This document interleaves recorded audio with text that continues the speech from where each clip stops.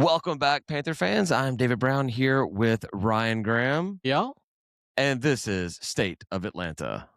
that was a good one. No Tim this week. He is under the New Orleans weather bug. That's what he gets for visiting that dump of a place. It sounds like he might show up, right? I don't feel like it was a hard no, was it? It was just like I'm running late. He said to get started without him, so maybe he'll He join us in may here. grace us with his presence. So Hopefully so. Hopefully yeah, so. yeah, absolutely. Get his Hopefully. take on everything. So Yeah, all right. there's So weirdly what? a lot of stuff for the. I mean, I know we're not in the off season because basketball's in. It feels like the off season to me because I've not been paying too much attention, and I'm rocking the black Georgia State until Cobb's gone. So I'm in the off season already.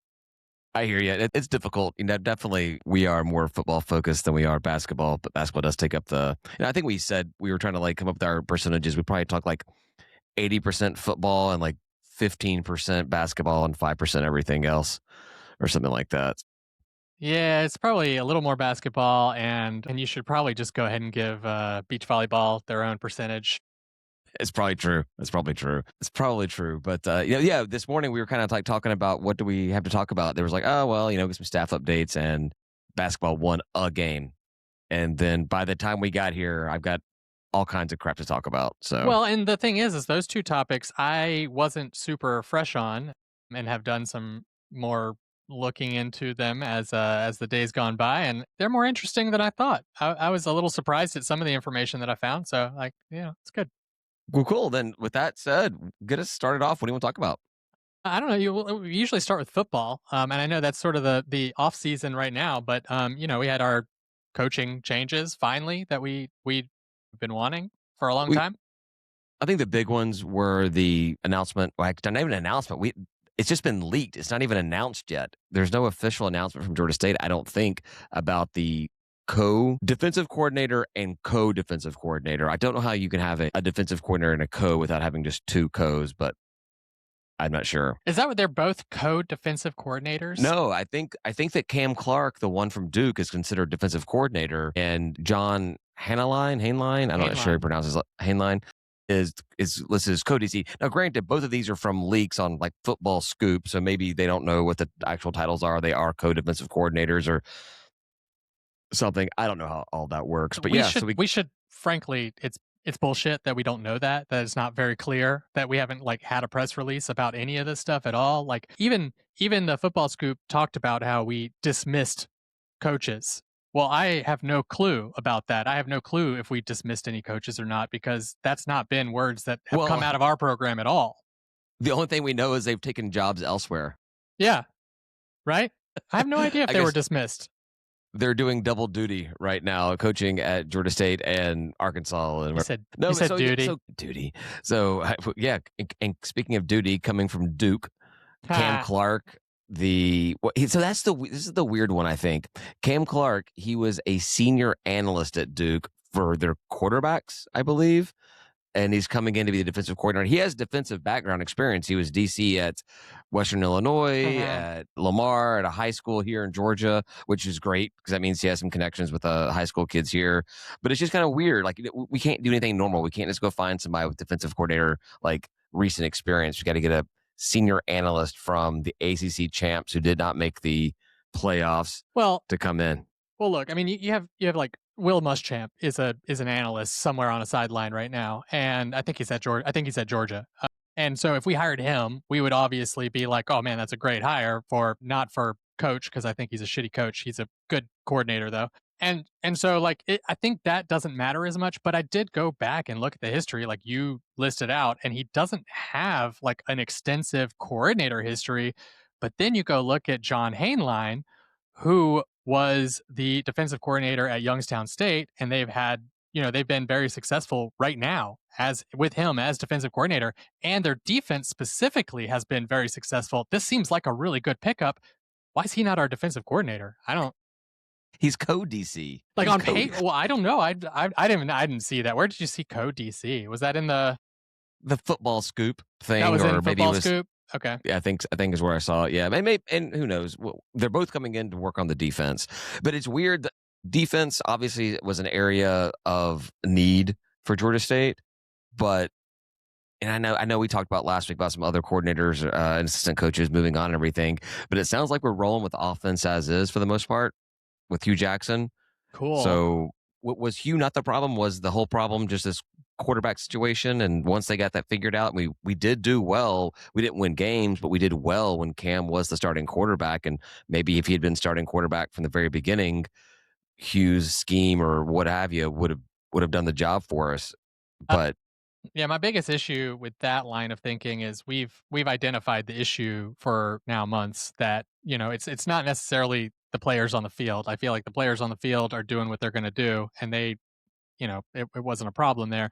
Coaching was the problem because everyone with eyeballs and a brain could look on the field and say Cam should be starting, but that's not what was happening. So, I I don't see the defense as big of an issue. I understand we gave up a lot of points and that we had some problems there.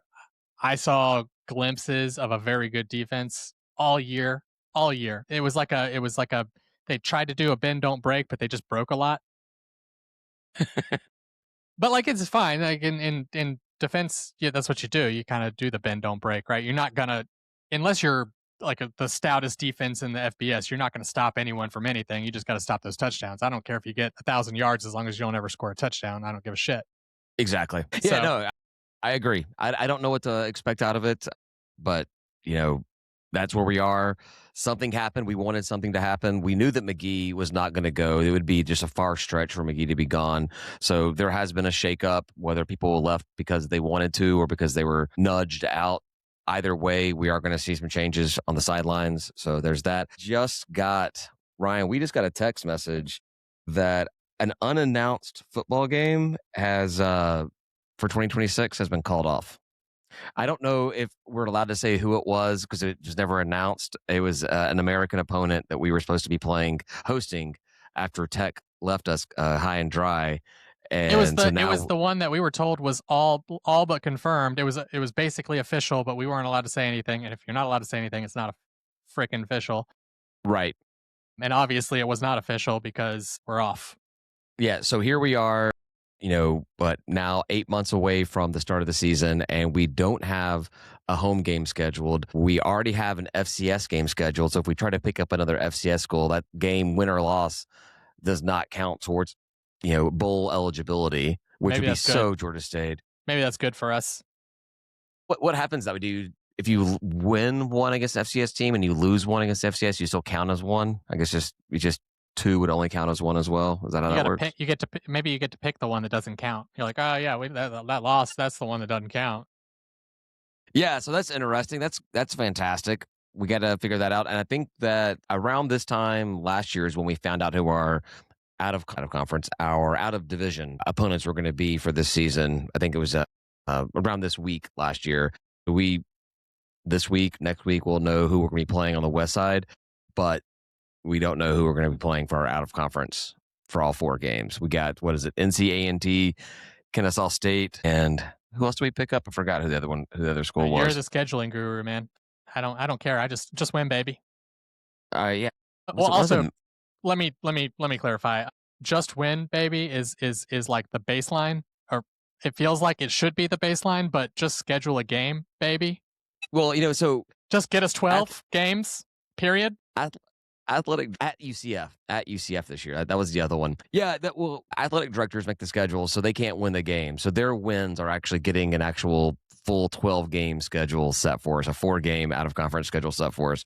So only it's way more embarrassing when you lose because like we're not that good at football. Like that's okay. Like we can that's easy to talk about, but like your AD can't schedule 12 Saturdays. We talk about how few days this actually is. Like when maybe a significant other in my household is like, hey, can we do this thing on this Saturday? And I'm like, no. Does it happen between September and December? Yeah. Then no. Technically, there's only 6 out of 52 that I'm like a hard no, right? Right. And then there's 6 more that I'm like all right, what are we talking about here? I might be able to miss something or watch it somewhere else or something. There may be a Thursday in there. You can get a Saturday free. That's true. I'm just busy on a Thursday or That's something. right. But like, yeah, it's like, man, your job is it's just not that hard. There's 132 teams plus all of FCS. Freaking get it done, man. Like, what are you doing, man? Like, And I know that play Tech kind of Appy left 2 his. times. You know, I don't know. Play him in the regular schedule and play him in the out of conference. Like he's got connections there, right? Teams have done You that. think? Freaking do something. Hell! Georgia's trash down south, and Appy played in a bowl game just a couple of weeks ago. Figure out something that way. But and we all lost. Appy. We all lost. Appy. We haven't beat them yet, so I'm not sure if I want to pick a team that we just consistently can't win to play as an out of conference I know, but game. schedule a GD game. Oh no! And can you say GD on YouTube? I don't even know. We say a lot. Well, you can drop the F-bombs on YouTube, so that's fine. We're not on YouTube right now. Oh, okay. I thought we were.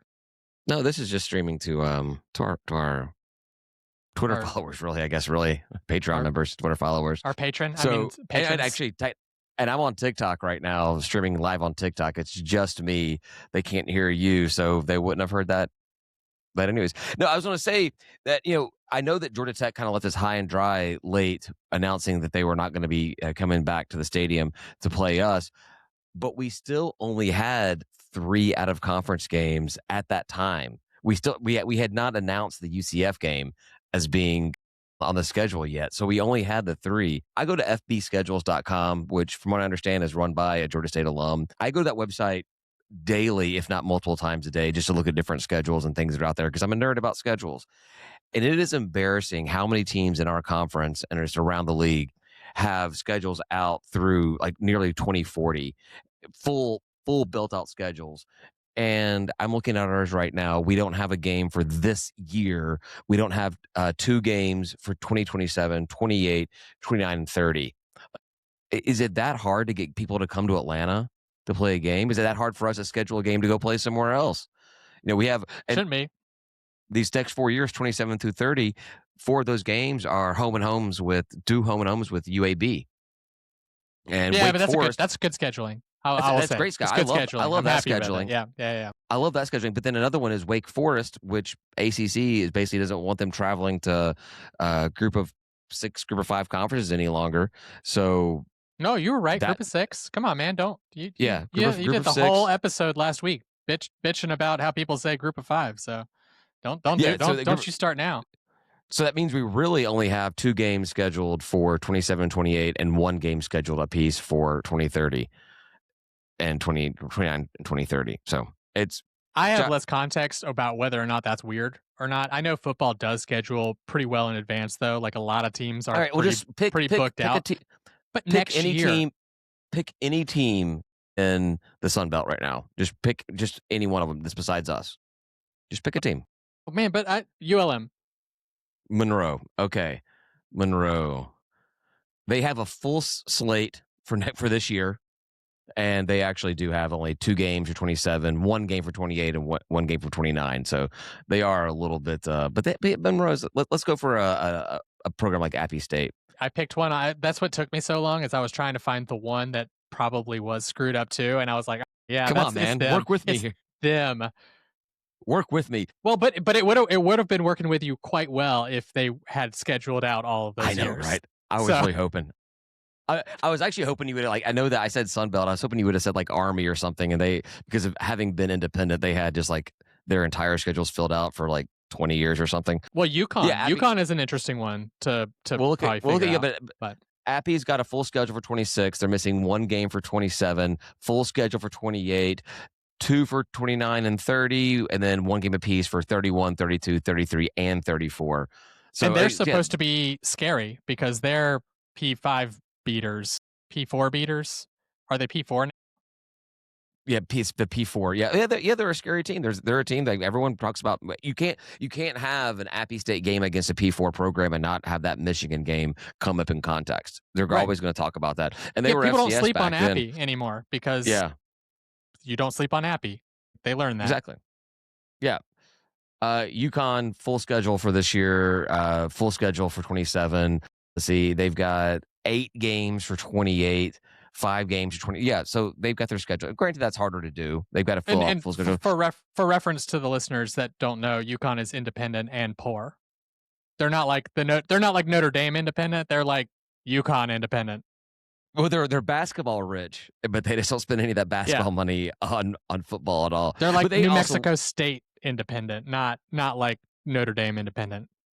And I would fully expect that they expect to be in a football conference by 2029, 2030. So they're probably not putting a lot of emphasis on those games right now. Yeah, they were Big East, right?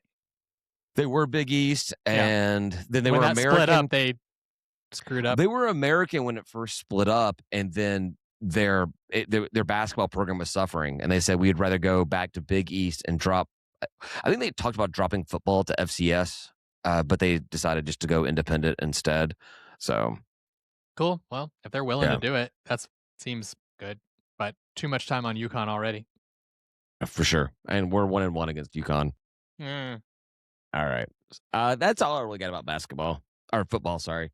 Yeah, I mean, it was the coordinators was kind of my thing. I'm excited. Like just to kind of wrap that up, I'm excited about the coordinators. I think those are good hires. I think Haneline specifically, with like the current successes that he's had at Youngstown State, specifically with their defense, feels good, looks good. But I just, as a fan, you got to be real nervous because all of this has felt good until it didn't.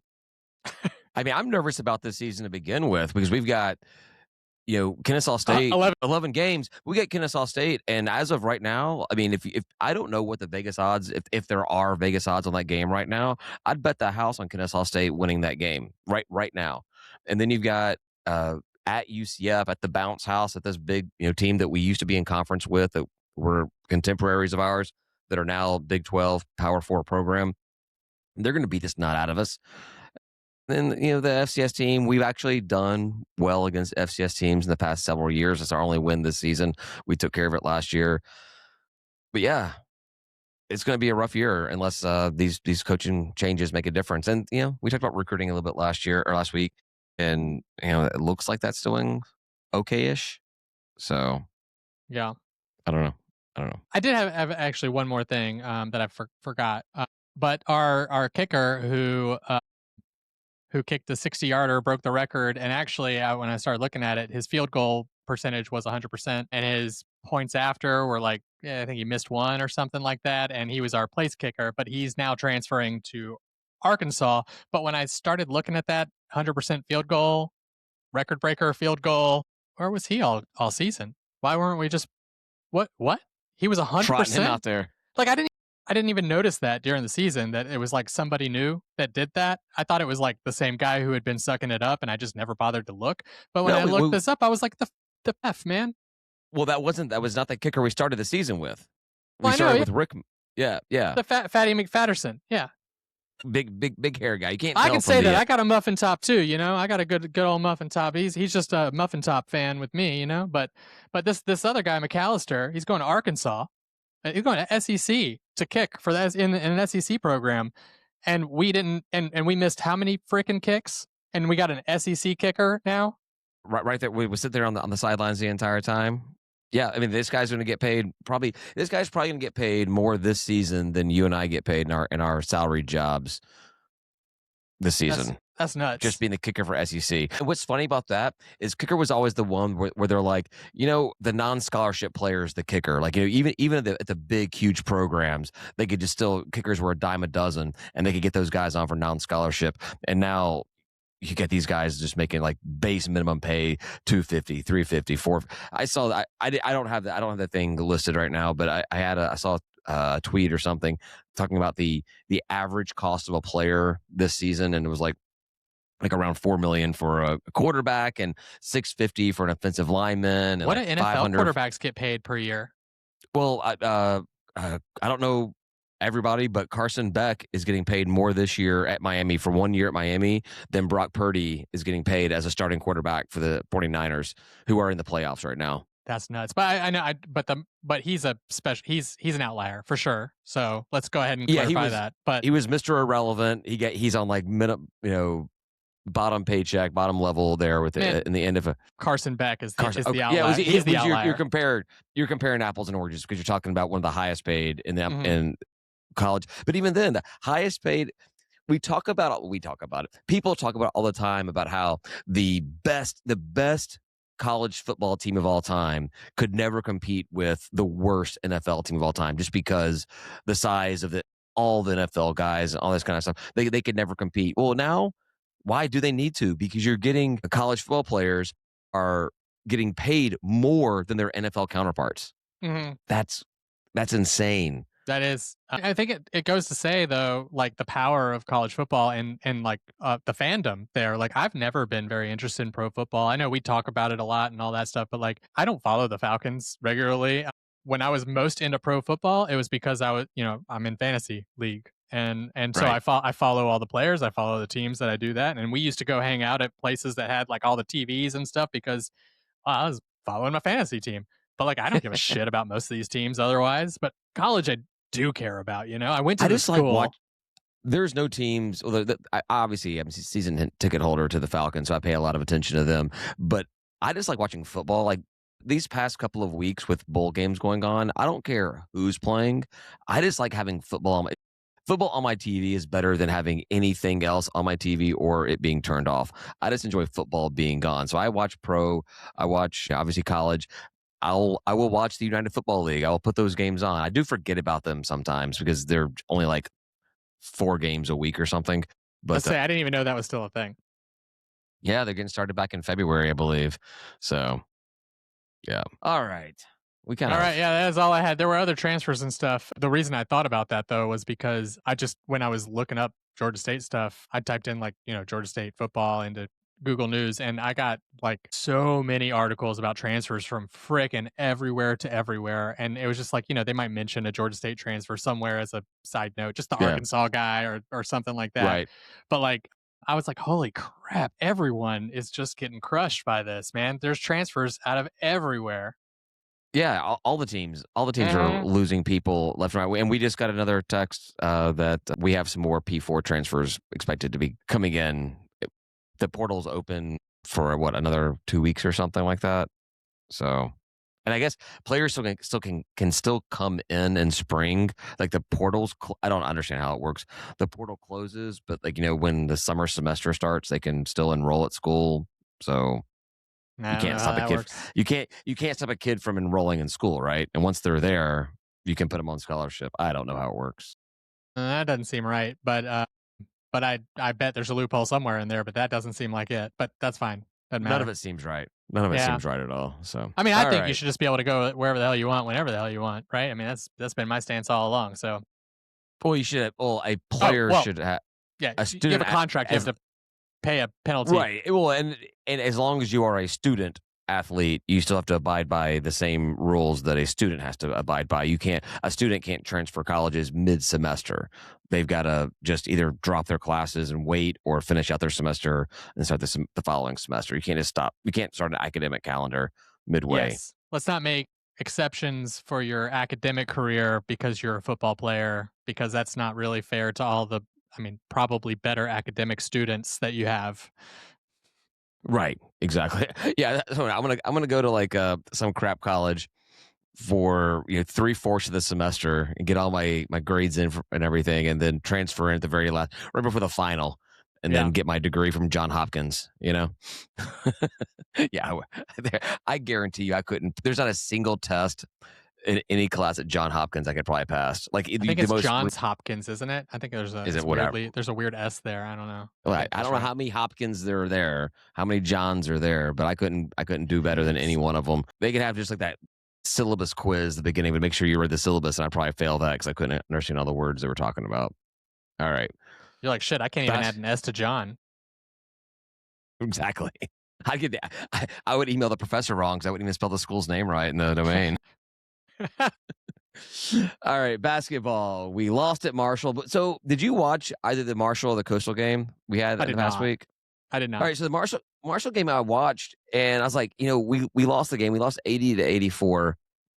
But the entire time I was watching the game, I'm like, we actually look like we're in this game. Like it felt competitive. It felt like at any moment we could literally win this game. And when we lost, I was like, all right, nothing's really changed. But I definitely had a different feeling about the team just having watched that game. Then we played at Coastal and we looked like garbage. Then we took a lead and then we dropped, and it kind of went back and forth. And then turns out we end up winning by 18 points in that game. And I'm like, holy crap. I know Coastal's not very good, but Sunbelt, none of us are very good.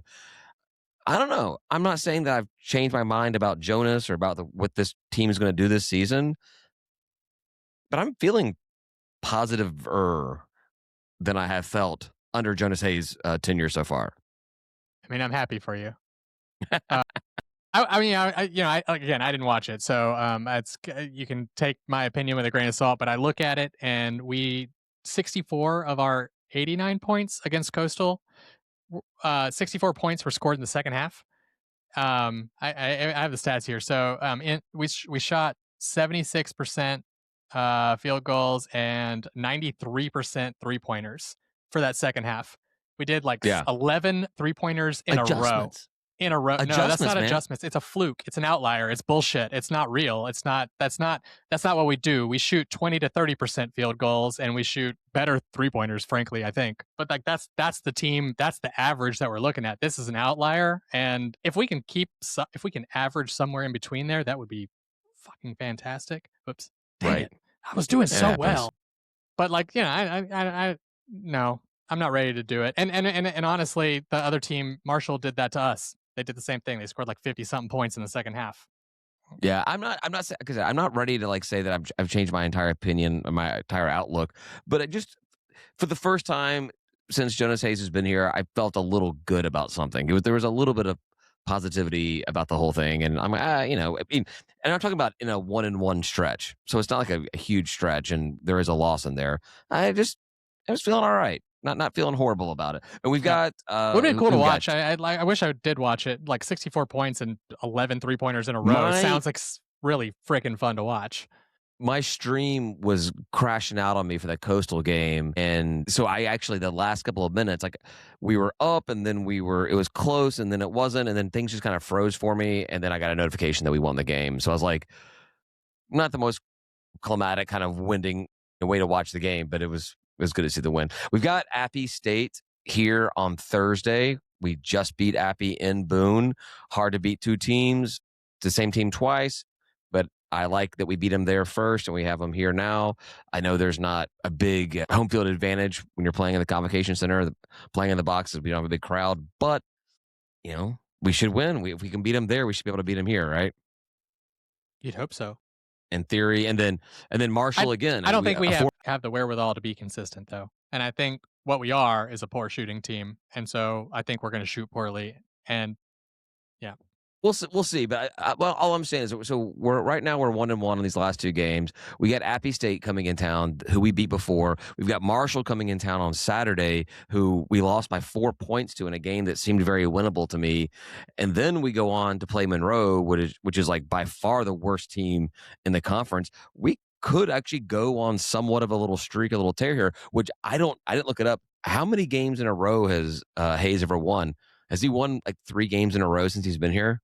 I mean, I think he's tripled his away wins this season with two. With two. He tripled X times 3 equals 2. Yeah, that's how bad it's been.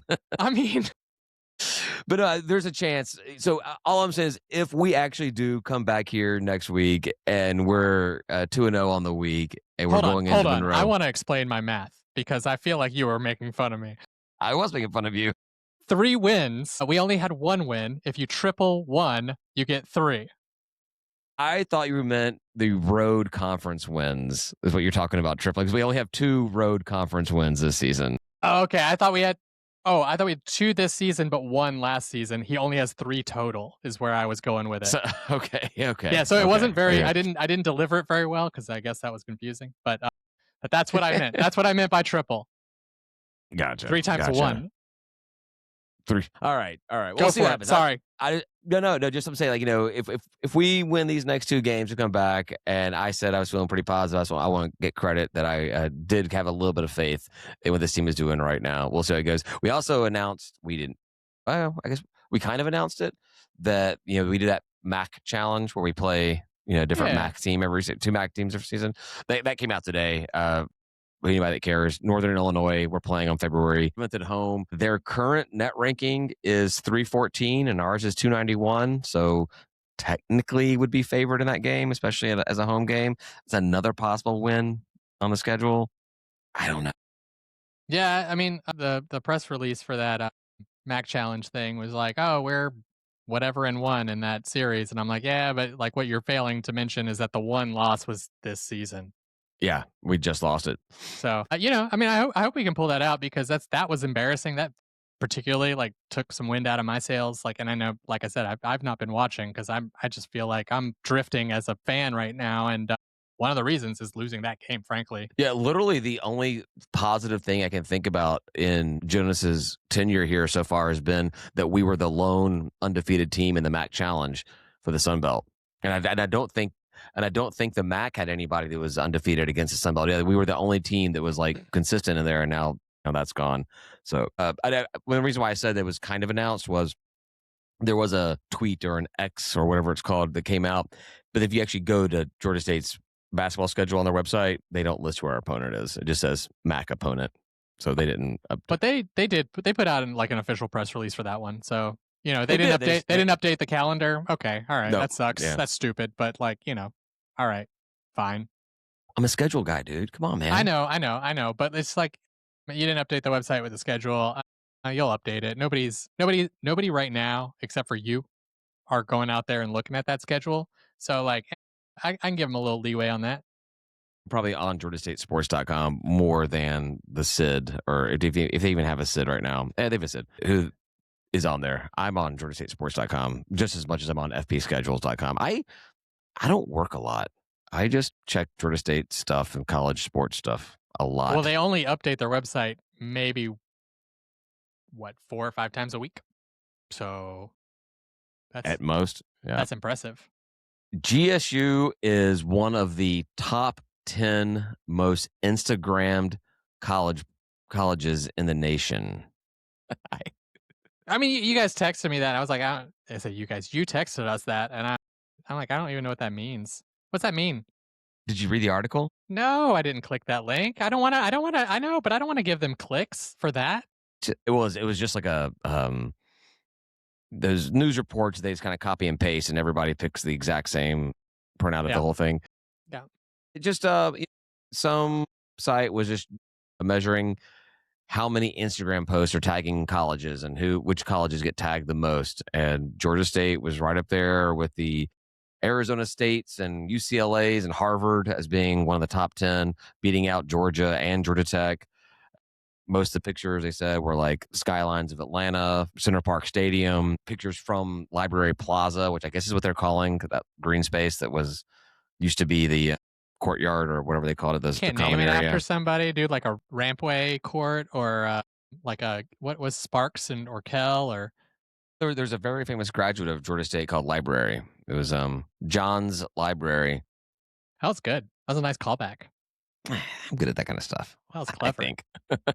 Yeah, so I mean, like it's a weird thing to be included in, and my immediate thought was, they said they were checking for hashtags of GSU and Georgia State and whatever. I'm like, there's also other people that tag GSU and stuff. I don't know if that Grambling State.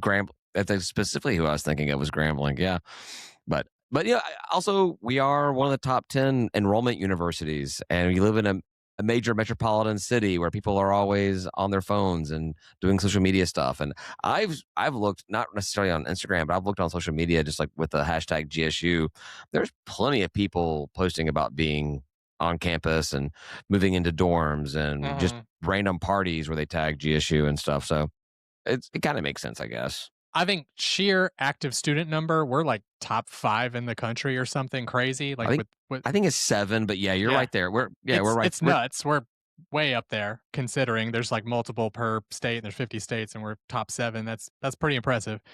But like when you said Harvard, that made me think, their student base isn't large, but they do get talked about a lot, generally speaking, right? Like people talk Hmm. about Harvard quite a bit, especially like with our political climate right now. Harvard gets talked about a lot. It's been in the news a lot about whether or not Harvard is even what Harvard is, Yeah, so to be so to up speak. there with them in mentions is pretty interesting. Even with just the sheer number, because I would expect the number of Georgia State posts are pretty much limited to the I people think who attend Georgia State. I think it said roughly 1.5 million posts in 1 year were Mm, tagging Georgia State or GSU Georgia State in nice. there. So, They should include All Blue, All In, Panther Family. No, but they didn't. dude, no, that's not going to work. That's going to be a very, very small slice of that pie chart. I feel like that's all I do. Whenever I tweet about us, about Georgia State, I Panther Family it. Do you? Yeah, That was a awesome. good. I like that hashtag. What is that? Trent Miles, like year 1 or year 2, something like that, was Panther Family. I think that actually came. I think it was during the Trent Miles era, if you can consider 3 years an era. But Cheryl Levick was the one pushing that. Yeah, I liked it.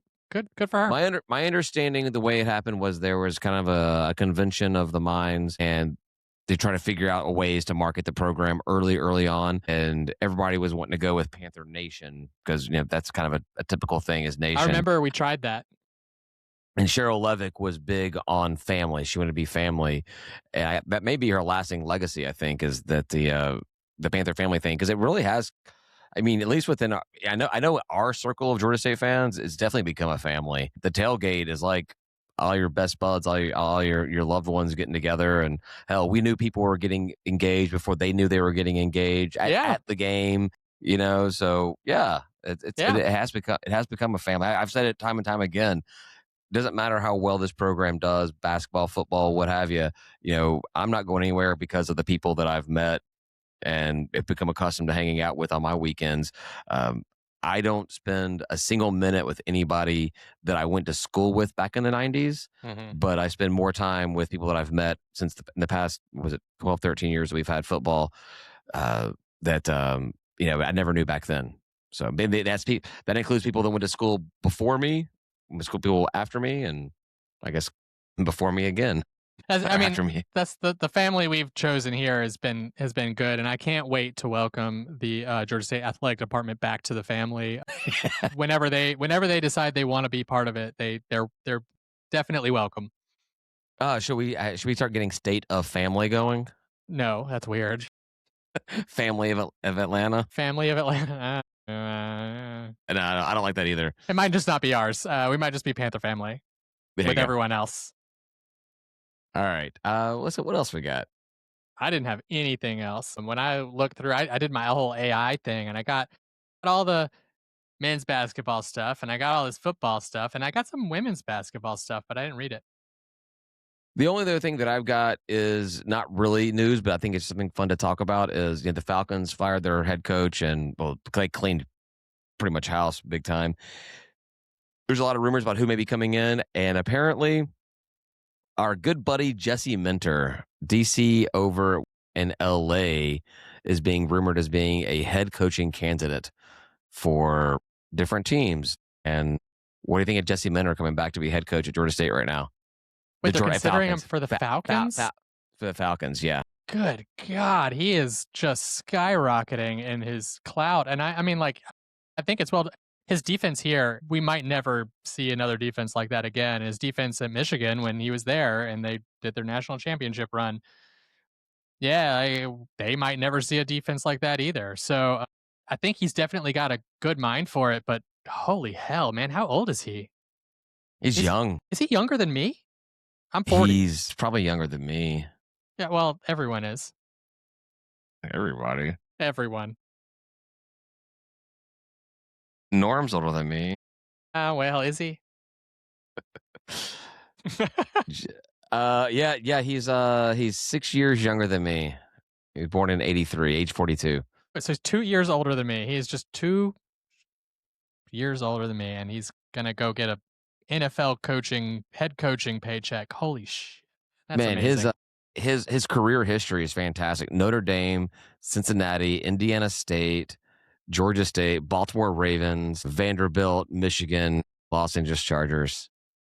I don't think it It's a was good. ever on the table, man. But if we would have just like, you know, pulled him right after Trent or something like that, that could have been And who knows? cool. Who knows if he was ready to take on that kind of responsibility back then? Once he went to the NFL with Harbaugh and staff and crew, I kind of felt like our chances of getting him here were gone because I feel like It once you depends. I become a mean, success. people fail at the NFL and drop back down, like Yeah, Saban. but I never thought he would fail. I would just assume that he would be successful. And once you're successful in the NFL, it's rare that you go back to college. So once he made that jump to the NFL, I kind of felt like that was over with. Never really crossed my mind that possibly he could come to the Falcons. And I think that if you're a diehard Georgia State fan, which I know there's very, very few of, if you're a diehard Georgia State fan that grew up in Atlanta and are also a Falcons fan, what a great combination to have to be able to have him come. And could you That'd imagine be if they cool. had they never gone through building Mercedes-Benz Stadium and we were still playing in the Georgia State still moves on to Center Park Stadium.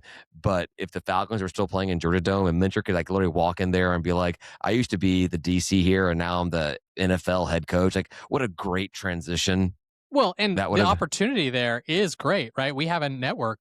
We have connections with him now, and if he's in Right. town, we can make.